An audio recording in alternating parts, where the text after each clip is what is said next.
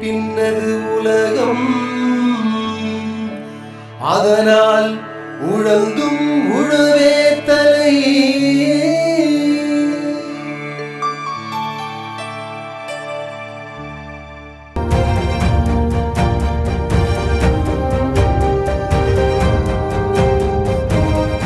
அன்பார்ந்த உழவர் பெருமக்களே, சமீப காலமாக மகளிரும் வேளாண்மையில் ஈடுபட ஆரம்பித்து தங்கள் முழு நேரத்தையும் அதில் செலவிட்டு நல்ல லாபம் கண்டு வருகின்றனர் என்ற உண்மையை சமீபத்தில் எங்கள் பயணத்தின் பொழுது கண்டோம்.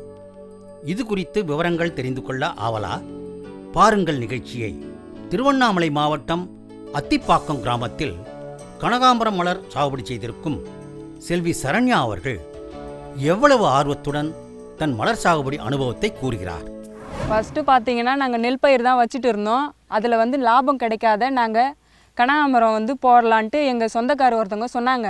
அதனால் சரி போட்டு பார்ப்போம் அப்படின்றதுக்காக நாங்கள் விதை எடுத்துகிட்டு வந்தோம். விதைஞ்சி வளர்கிறதுக்கு 3 மாதம் ஆகணும். 3 மாதம் ஆனதுக்கப்புறம் இந்த புழுதி 5 சென்ட் இருக்குது, அந்த புழுதி என்ன பண்ணணும், ஓட்டி வைக்கணும்.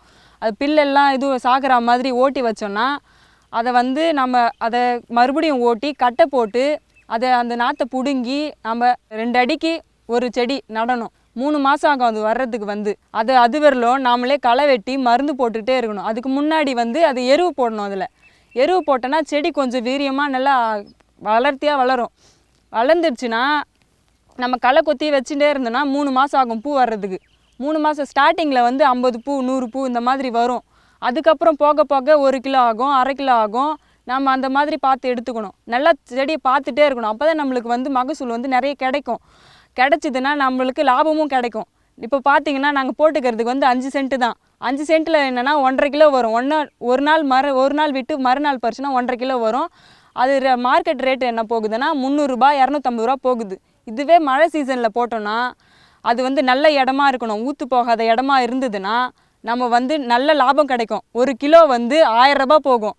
அதுக்கு நம்மளுக்கு நிலம் நல்ல நிலமாக இருக்கணும், ஊற்று போகாத நிலமாக இருக்கணும். அப்படி இருந்ததுன்னா நம்ம கனகாமரம் போட்டதுக்கு நல்ல லாபம் எடுக்கலாம். இப்போ பார்த்திங்கன்னா இந்த கனகாமரத்தில் நாங்களே களை வெட்டி, இப்போ ஆள் வெட்டினாங்கன்னா 2 நாள் ஆகிடும். நாங்களே வெட்டணும்னா 4 நாள் ஆகும். 4 நாள் ஆச்சுன்னா களை வெட்டி மறுபடியும் உரம் போடணும். உரம் போட்டு அதுக்கப்புறம் மறுபடியும் பில்லு வளரதான் செய்யும். நம்ம வெட்டிகிட்டே இருக்கணும். வெட்டி வச்சோன்னா பூ நல்லா வரும். இப்போ நாங்கள் பூ எப்போ பறிப்போம்னா மதியம் வருவோம். மதியம் ஒரு 3 மணிக்கு வந்தோன்னா சாயந்தரம் ஒரு 5 மணி ஆகிடும் பறிக்கிறதுக்கு. இப்போ ஆள் வச்சு பறிச்சோன்னா அரை மணி நேரத்துலேயே பறிச்சிடலாம்.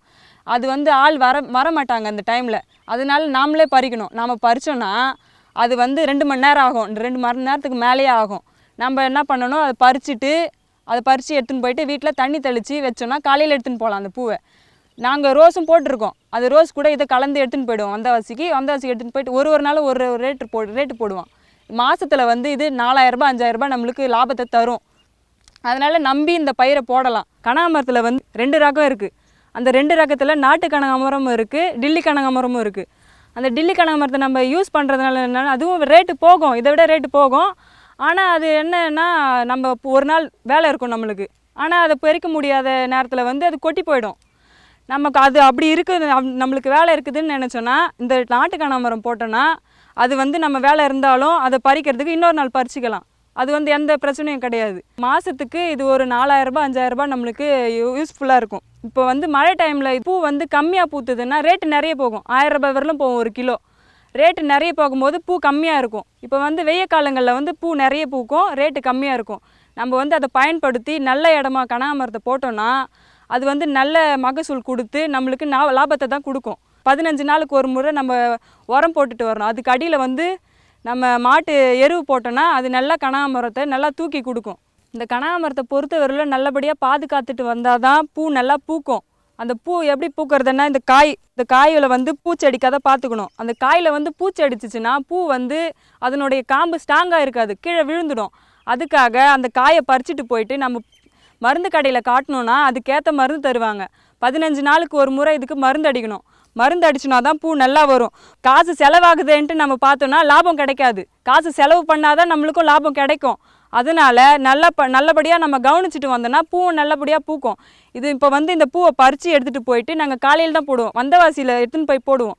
அது வந்து 5 கிலோமீட்டர் இருக்குது. நாங்கள் பறித்து எடுத்துகிட்டு எல்லா பூவையும் சேர்த்து பறித்து எடுத்துகிட்டு வந்தவாசியில் தான் எடுத்துன்னு போயிடுவோம். நான் தான் போடுவேன். வண்டியில் எடுத்துன்னு போயிட்டு போட்டோன்னா அங்கே 6:45 போயிட்டு சேர்ந்துடணும். அங்கே 6:45 போனால் போட்டுட்டு மீதி திரும்பி வந்தது 7:30 ஆகிடும். நான் திரும்பி வர்றதுக்கு 7:30 ஆகிடும். அதுக்கப்புறம் மறுபடியும் வந்து இது தண்ணி பாசணும், களை வெட்டணும். தண்ணி ஈரப்பதம் இருந்ததுன்னா களை வெட்டணும், இல்லை காஞ்சிட்டு இருந்ததுன்னா தண்ணி பாசணும். அப்படி தண்ணி பாசல்னா பூவெல்லாம் இந்த மாதிரி வதங்கிடுச்சுன்னா பூவை கொட்டுறதுக்கு ஆரம்பிச்சிடும். செடியை பார்த்தாலுமே தெரியும். அதனால் நம்ம தண்ணி பாசிடணும் உடனே. அப்புறமேட்டுக்கு இந்த பில்லு இல்லாத வச்சுக்கிறது தான் செடிக்கு நல்லது. பில்லு இருந்தால் பூச்சி வரும். பூச்சி வந்தால் செடி பூ கெட்டிடும். அதனால நம்ம சுத்தமாக வச்சுட்டு இருக்கணும் செடிங்களை. ஃபஸ்ட்டு எப்படின்னா எனக்கு பூவே பறிக்க தெரியாது. பூவை பறிக்கிறது இருந்தால் இந்த மாதிரி ஒன்றா தான் பறித்து போடுவேன். இப்போ பார்த்தீங்கன்னா இந்த பூவை பறிக்கிற மாதிரி என்னால் பறிக்கிற மாதிரி யாராலும் பறிக்க முடியாது. இந்த பூவை வந்து நான் எப்படி பறிப்பேன்னா ஃபஸ்ட்டு ஒன்றா தான் பறிப்பேன். இப்போ வந்து இந்த மாதிரி பறிப்பேன். இந்த மாதிரி பறிக்கிறதுனால ஈஸியாகவும் இருக்கும். நம்ம எவ்வளோ பூ வேணாலும் கையிலையும் அடிக்கலாம். கையில் அடுக்கிறதுனால நம்மளுக்கு கஷ்டமும் தெரியாது. பூ பறித்து போடுறதுக்கு இந்த மாதிரி பறிச்சிக்கலாம் நம்ம. இப்போ பார்த்தீங்கன்னா இந்த கனகாமரம் வந்து நல்ல இடமா பார்த்து போட்டிங்கன்னா நல்ல மகசூல் நம்மளுக்கு கிடைக்கும். இது வந்து தண்ணிக்கு தேங்கக்கூடாது அதிகமாக. தண்ணி தேங்குச்சுன்னா என்ன ஆகும்னா செடி வந்து உறங்கிச்சுன்னா செடி செத்துடும். அதனால நம்மளுக்கு நஷ்டம்தான் வரும். அதனால நம்ம போடுற பூமி வந்து நல்ல பூமியாக இருக்கணும். நல்ல பார் மண்ணாக இருக்கணும். பார் மண்ணில் போட்டோன்னா நம்மளுக்கு மகசூல் கிடைக்கும். மகசூல் கிடைச்சிச்சின்னா நம்மளுக்கும் லாபமும் கிடைக்கும். நான் வந்து 10th படிக்கிறதுலேருந்தே இதில் விவசாயத்தை பார்த்துட்டு இருக்கேன். இந்த மாதிரி என்ன மாதிரி பெண்களும் நிறைய இந்த மாதிரி பண்ணலாம். இதை பெண்கள் தான் பண்ண முடியும். நம்ம பண்ணோன்னா நம்மளுக்கு தான் நிறைய லாபம் கிடைக்கும். மகசூல் செடியை நல்லா பாதுகாத்துட்டு வந்தோன்னா நம்மளுக்கு மகசூல் கிடைக்கும். இந்த கனகாமரத்தை வந்து அடிக்கடி களை வெட்டி தண்ணி பாசி மருந்து போட்டுகிட்டே வந்தோன்னா அந்த செடியை வந்து மகசூல் வந்து நம்மளுக்கு எடுத்து கொடுக்கும். அப்படி எடுத்து கொடுத்துச்சுன்னா நம்மளுக்கு லாபம் வந்து நிறைய வரும். அதனால நாமளும் சந்தோஷமாக இருக்கலாம், நம்ம குடும்பமும் சந்தோஷமாக இருக்கலாம். தற்பொழுது நுகர்வோர்களிடத்தில் இயற்கை உணவு உட்கொள்வது குறித்த விழிப்புணர்வு பெருமளவில் வளர்ந்துள்ளதால் உழவர்களிடத்திலும் இயற்கை இடுபொருட்களை இட்டு விளைபொருட்களை உற்பத்தி செய்ய வேண்டும் என்ற ஆர்வம் கூடிக்கொண்டே போகின்றது. இன்றைய நிகழ்ச்சியில் நாமக்கல் மாவட்டம் பொட்டிரெட்டிப்பட்டி கிராமத்தில் இயற்கை வேளாண்மை செய்து வரும் திரு புவனேஸ்வரி அவர்களின் அனுபவங்களை பார்ப்போம். எம்எஸ்சி கம்ப்யூட்டர் சயின்ஸ் முடிச்சுட்டு வித் பிஎட்டும் முடிச்சிருக்கேன். வீட்டில் அப்பா அம்மா எல்லாருமே விவசாய குடும்பம் தான். விவசாயத்தை அடிப்படையாக வந்து வச்சு பொருளாதாரம் ஈட்டுறவங்க தான். அதை வச்சு எங்களுக்கு நல்லா படிக்கவும் வச்சாங்க. நல்லா படிச்சுட்டு வந்தோம். மேலே நான் எம்எஸ்சி கம்ப்யூட்டர் சயின்ஸும் முடிச்சுட்டு பிஎட்டும் முடித்தேன். எனக்கு மேரேஜும் ஆனது. என்னை மேரேஜ் பண்ணி கொடுத்த இடமும் வந்து விவசாயத்தை அடிப்படையாக கொண்ட ஒரு குடும்பத்தில் தான் என்னை மேரேஜ் பண்ணி கொடுத்தாங்க. அங்கேயே விவசாயம் தான் பேசிக்காக பார்த்துட்ருக்காங்க. அதுக்கப்புறம் நான் என்னுடைய படிப்பு சம்மந்தமாக நான் மேலும் ஜாபுக்கு போகணுன்றதுக்காக ஒவ்வொரு எக்ஸாமும் அட்டன் பண்ணேன். எனக்கு கம்ப்யூட்டர் சயின்ஸுங்கிறதுனால அது கவர்மெண்ட்டில் வந்து எங்களுக்கு இன்னும் அதை வந்து எக்ஸாமுக்கு வந்து இன்னும் கொண்டுட்டு வரல. இன்னும் எதுவுமே எங்களை எக்ஸாமுக்கு எடுத்துக்கல. அதனால் நான் இது மூலிமா எனக்கு குழந்தைங்க 2 பொண்ணு 1 பையன் 1. இந்த ஒரு சூழ்நிலையில் நான் இருந்துகிட்ருக்கும்போது எங்கள் வீட்டுக்காருக்கு வெளியில் வேலை பிஸ்னஸ் வழியாக வெளியில் போயிடுவார். தோட்டத்தை பார்த்துக்கிறதுக்காக மெயினாக வந்து ஆள் வேணுன்றது அவருடைய மெயின் ஒரு விஷயமா இருந்தது. யோசித்தேன், நான் வீட்டில் பிள்ளைங்க பையனும் ஸ்கூல் போகிறான். இனிமேல் வந்து நமக்கு வீட்டில் ஒன்றும் அவ்வளோவா வேலை இல்லை. நம்ம கவர்மெண்ட் ஜாபுக்காகவோ ப்ரைவேட் ஜாபுக்காகவோ போகிறத விட நம்ம சொந்தமாக விவசாயத்தை பார்க்கலாம். மேலும் நம்ம அடிப்படையாக விவசாயத்து குடும்பத்தை சேர்ந்தவங்க நம்மளுக்கு சப்போர்ட் நிறையா இருக்குன்றது எனக்கு ஒரு அபிப்பிராயம். அதனால் விவசாயத்தை பார்க்கணுன்ற ஒரு எண்ணம். மேலும் தோட்டத்துக்கு வரப்போவே எனக்கு இன்ட்ரெஸ்ட்டும் வந்தது. காரணம் என்னென்னா எல்லாருமே ரசாயன உரம், அதுக்கு முன்னாடி நான் படிச்சுட்டு இருக்க காலத்தில் வந்து நிறைய கேள்விப்பட்டிருக்கேன். ரசாயன உரத்தை வந்து போட்டு அதனால் விளைவிக்கிற பொருள் உற்பத்தியில் நம்ம சாப்பிட்றது வந்து மெயினாக உடம்புக்கு வந்து நிறைய தீங்கு விளைவிக்குதுன்றது நான் அப்போவே நிறைய கேதர் பண்ணுவேன், நிறைய தெரிஞ்சுப்பேன். இயற்கை விவசாயம் மட்டுமே நம்மளுக்கு வந்து மனிதர்களுக்கு உடம்பளவு எல்லா விஷயத்திலும் ஃபிசிக்கலாக ரொம்ப நல்லது அப்படின்றது நான் நிறைய தெரிஞ்சுக்கிட்டேன். அதுக்கப்புறம் நான் இந்த விவசாயத்துக்குள்ளே என்ட்ராகிற அந்த டைமில் வந்து எனக்கு இயற்கை விவசாயம் தான் பண்ணணுன்றது எனக்கு மெயின் குறிக்கோளாக இருந்தது. அப்புறம் எங்கள் வீட்டுக்காரர் வந்து அவர் மெயினாக ரசாயன உரங்கள், ஏன்னா அவருக்கு அவங்க அம்மா அப்பா சொல்லி கொடுத்த வழியில் அவர் செஞ்சுக்கிட்டு வந்துட்டு இருந்தார். ரசாயன உரத்தை தான் அவர் போட்டு எல்லாம் உற்பத்தி பண்ணிக்கிட்டு இருந்தாங்க. எனக்கு இயற்கை விவசாயத்து மேலே ஒரு ஆர்வம் இருக்கிறதுனால நான் அது எப்படி பண்ணுறது என்னன்றது எனக்கு தெரியலை. அதை நான் தேடிட்டு இருக்கும்போது எனக்கு சார் ஒருத்தர் அறிமுகமானார். அப்புறம் அவர் இயற்கை உரம், அதாவது அவருடைய இயற்கை உரம் வந்து கடலுக்குள்ளே இருக்கிற பல நூற்றாண்டு காலமாக ஏற்கனவே மக்கி கிடக்கிற ஒரு இயற்கையான அந்த படிமத்தை வந்து எடுத்து தான் அவங்க உரமாக தயாரித்து கொடுக்குறாங்க. அதை வந்து போட்டாலே போதும் அப்படின்னு சொல்லி எனக்கு ஆலோசனை கொடுத்தாரு. அது மற்றபடிக்கு நம்ம சாண குப்பை, இது ஆட்டுக்கோழி குப்பை, இது எல்லாத்தையும் போடுற செலவு, ஆள் கூலி, இதெல்லாம் கம்பேர் பண்ணும்போது எனக்கு அது அவ்வளோவா ஈஸியாக இருந்துச்சு. அது செலவு அதிகம் இல்லை தான். அதே சமயம் செலவு அதிகம்லாம், ஆள் கூலி கம்மி. இப்போ ஆள் பற்றாக்குறை வந்து விவசாயிங்களுக்கு ஒரு பெரிய பிரச்சனையாக இருக்குது. மெயினாக இது நம்ம தமிழ்நாடு அரசு கவர்மெண்ட்டினுடைய தவறுன்னு கூட சொல்லலாம். ஏன்னா அவங்களனால தான் இந்த 100 நாள் வேலைவாய்ப்பு திட்டம் வந்ததுக்கு அப்புறம் தான் விவசாயிங்களுக்கு ஒரு பெரிய பிரச்சனையே, ஆள் பற்றாக்குறை பிரச்சனையே அதிகமானது. அதை அவங்க தமிழ்நாடு அரசு வந்து அதை மாற்று வழியில் விவசாயிகளுக்கு பயன்படுற வகையில் வந்து மாற்றி கொடுத்துருக்கோன்னு சொல்லி ஸ்டேட்மெண்ட் தான் கொடுத்தாங்களே தவிர அதை நடைமுறைக்கு கொண்டுட்டு வர இல்லை.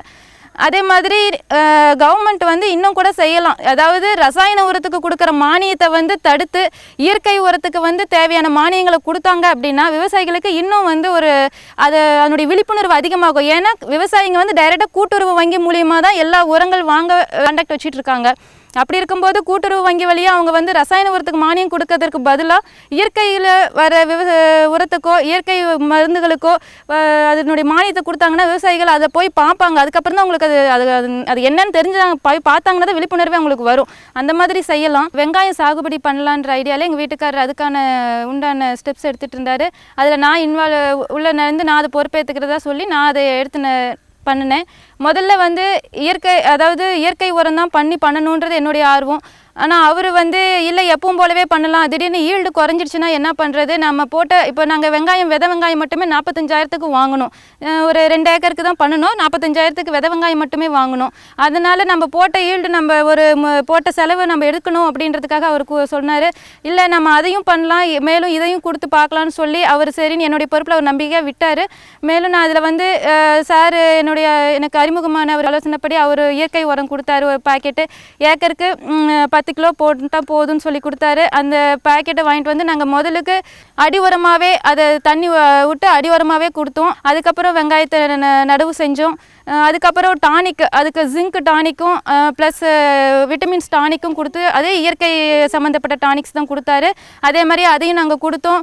அதே மாதிரி புழு சாகிறதுக்கு, வெங்காயம்னாலே கண்டிப்பாக புழு உழுவும், அந்த புழு சாகிறதுக்கு கூட பயோ அக்னின்னு சொல்லி ஒரு டானிக்கு கொடுத்தாரு. அதுவும் கொடுத்தோம் நாங்கள். வெங்காயமும் நல்லா வந்தது எங்களுக்கு.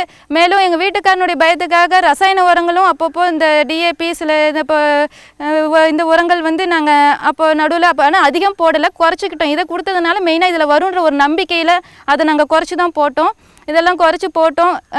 வெங்காயம் 60 நாளில் நாங்கள் வந்து அதை அறுவடை செஞ்சோம். நல்ல ஈல்டு இருந்தது வெங்காயம். அதே சமயம் எனக்கு அது ஃபஸ்ட்டு டைமுங்கிறதுனால வெங்காயம் இப்படி இருந்தால் தான் குவாலிட்டி, இப்படி இருந்தால் குவாலிட்டி இல்லைன்றதே எனக்கு தெரியாது. ஏன்னா முன்கூட்டியே நான் பண்ணியிருந்தால் அதனுடைய டிஃப்ரென்ஸ் எனக்கு தெரியும். அந்த அளவுக்கு எனக்கு தெரியல. அதுக்கப்புறம் சார் எங்களுக்கு அந்த தோட்டத்துக்கு வந்தார். அவர்கிட்ட கேட்டேன். அவர் சொன்னார், வெங்காயம் இந்த உரம் போடுறதுனால அது பிடுங்கி காமிச்சார், வேர் நல்ல மண்ணில் இறங்கி வளருது, இதனால் வறட்சி தாங்கி வளரும் அப்படின்னு சொன்னார். அந்த டைமில் எங்களுக்கு வந்து மழையும் கிடையாது, கொஞ்சம் தண்ணி பற்றாக்குறை தான். அந்த இயற்கை உரம் போட்டதுனால நல்லா வறட்சி தாங்கி வெங்காயம் நல்லா வந்தது. வெங்காயம் நல்லா கெட்டியாகவும் இருந்தது. அந்த வெங்காயத்தை நாங்கள் யூஸ் பண்ணும்போது நல்ல காரம் அதிகமாக இருந்தது. கிட்டத்தட்ட நல்லா காரமாக ருசி நல்லா இருந்தது. அப்புறம் வெங்காயம் வந்து எங்களை மாதிரியே பக்கத்து தோட்டத்தில் எல்லாருமே வெங்காயம் போட்டிருந்தாங்க. இருந்தாலும் இந்த வெங்காயத்தினுடைய கெட்டித்தன்மை அவ்வளோ அதிகமாக உங்களுக்கு இருந்ததுன்னு சொல்ல முடியாது.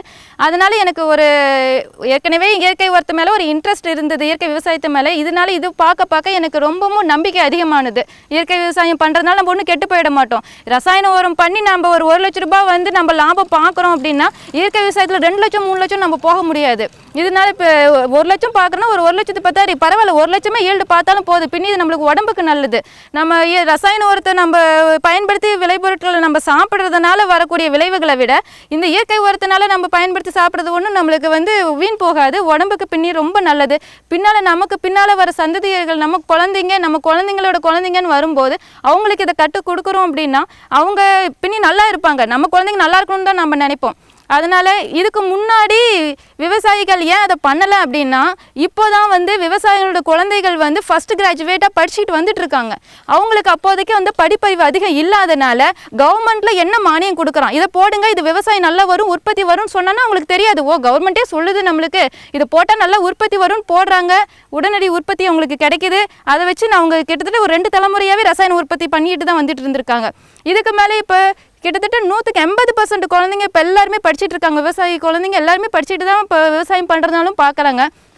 அவங்க இதனால் வெளியில் படித்து நிறைய அனுபவம். இப்போ நானே வந்து டிவி புக்ஸு நிறைய படிச்சிருக்கேன். அதில் இயற்கை விவசாயத்தை பற்றி நிறைய கொடுத்துட்டு இருந்திருக்காங்க. நம்மாழ்வார் அவருக்கு கொடுத்த ஸ்பீச் ஒரு டைம் நான் கேட்டிருக்கேன். அதாவது இயற்கை விவசாயத்தினால நம்மளுக்கு எவ்வளோ வந்து பெனிஃபிட் இருக்குது அப்படின்றத நான் நிறைய தெரிஞ்சிட்ருக்கேன் அது மூலிமா. அந்த மாதிரி படித்த பிள்ளைங்க நிறைய புக்ஸ் படிப்பாங்க, நிறைய தெரிஞ்சுப்பாங்க. அதனால் அவங்களால தான் இனிமேல் வந்து விழிப்புணர்வை கொண்டுட்டு வர முடியும். அவங்களால தான் இனிமேல் இயற்கை விவசாயத்தை வந்து மாற்ற முடியும். ரசாயன விவசாயத்துலேருந்து இயற்கை விவசாயத்துக்கு மாறி கொண்டுட்டு வர முடியுங்கிறது என்னுடைய நம்பிக்கை.